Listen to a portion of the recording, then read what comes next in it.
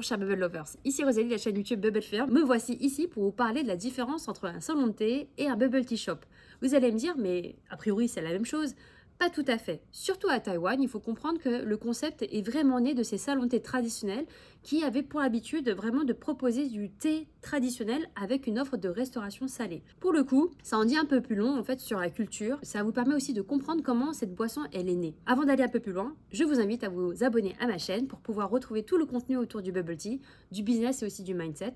Et pour retrouver mes masterclass, pour pouvoir lancer ton business également, je t'invite à t'abonner parce que tu vas retrouver énormément de contenu gratuit que je te partage. Et puis si tu aimes, vas-y, donne de la force pour m'encourager à publier tout simplement du contenu. Pourquoi le bubble tea est devenu si populaire? C'est une question très importante à laquelle on peut légitimement se poser, étant donné que vous avez vu, la popularité de la boisson, elle est juste incroyable. Comment l'expliquer? C'est tout simplement en regardant de plus près le modèle d'activité initial. Il faut comprendre déjà la différence entre un bubble tea bar et un salon de thé classique. Le salon de thé classique, on est véritablement sur une expérience de restauration salée. On va proposer vraiment toute une gamme de plats populaires, traditionnels, autour d'une expérience un peu, on va dire, un bistrot. Ce qui est intéressant, c'est qu'on va avoir du coup des boissons qui ne seront pas du tout des boissons alcoolisées, mais qui seront du coup du thé, qui vont pouvoir être servis en accompagnement de ces fameux plats salés.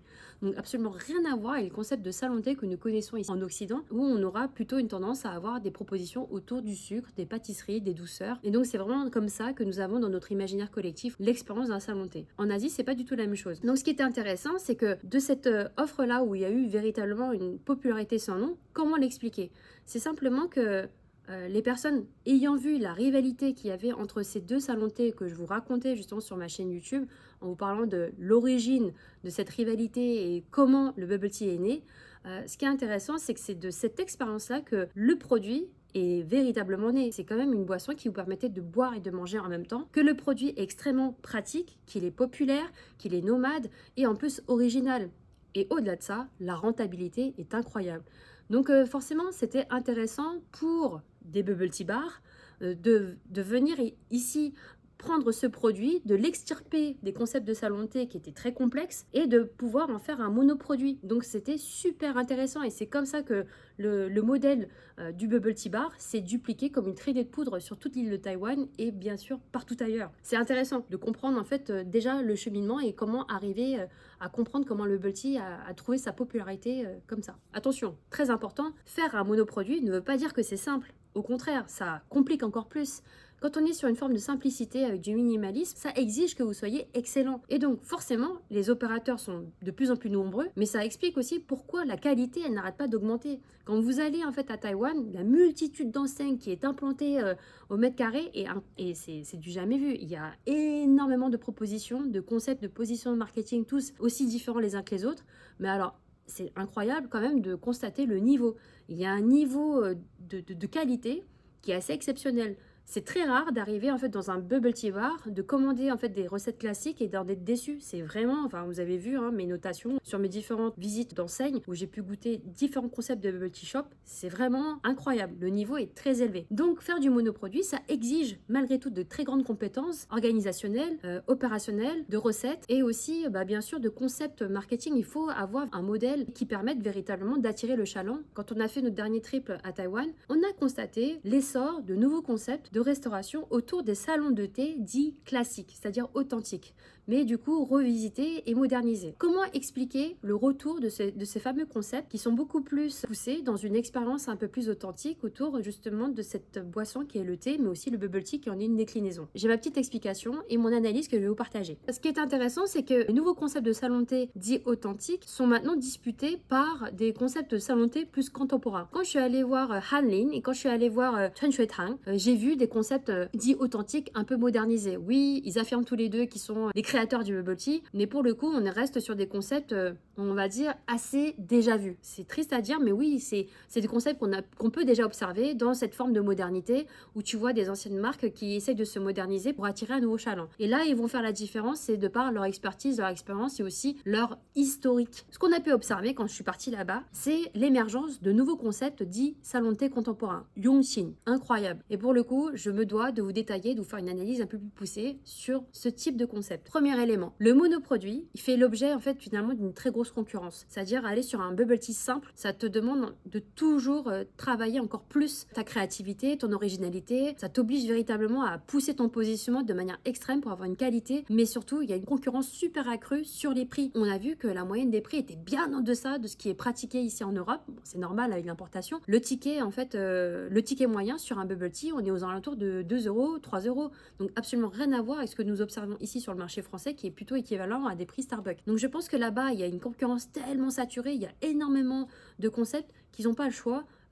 Ils sont obligés de faire énormément de débit et de volume pour être rentable. Donc ça, c'est l'analyse que j'en ai tirée. Donc il faut vraiment être installé historiquement pour faire la différence, ou il faut avoir un concept vraiment très convaincant d'un point de vue marketing pour amener le chaland à toi. Deuxième raison, tout dépend de l'implantation et de l'expérience que tu recherches. C'est-à-dire qu'un bubble tea bar, ça signifie forcément que par essence, il faut que tu te retrouves dans une implantation où tu vas avoir du très haut débit en termes de trafic pour pouvoir t'assurer de toucher le chaland qui viendra chez toi pour, on va dire, commander ta boisson. Et pour le coup, on va être vraiment sur un format plutôt vente à emporter.